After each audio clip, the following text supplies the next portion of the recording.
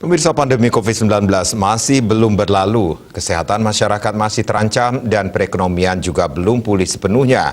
Berbagai upaya skala dan niskala pun terus dilakukan di Bali agar Pulau Dewata bisa lekas terbebas dari kering agung.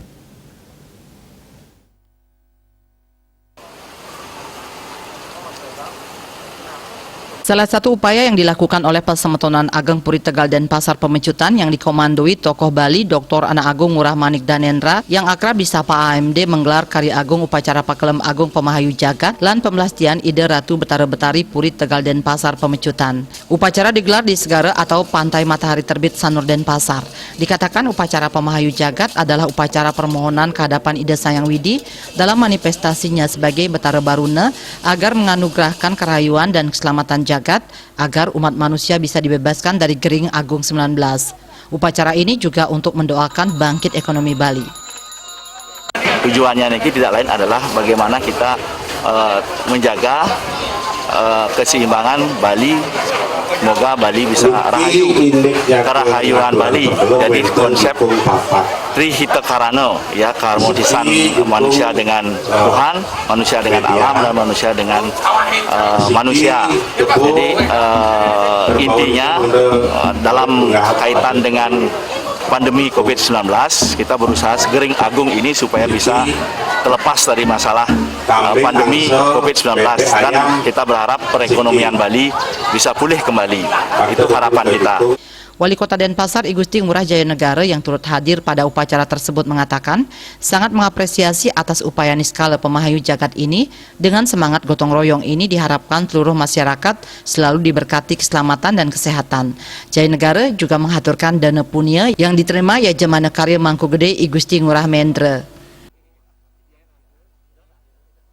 Ya, tentu sekali lagi kami terima kasih dan acaranya sudah berjalan dengan lancar. Mudah-mudahan apa yang juga menjadi harapan Penglingsir, Puri Agung Tegal dan juga menjadi harapan kita bersama di Denpasar, Bali agar Bali ini segera pulih, masyarakatnya bisa beraktivitas kembali dan ekonomi pun akan menjadi pulih kembali di Bali ini.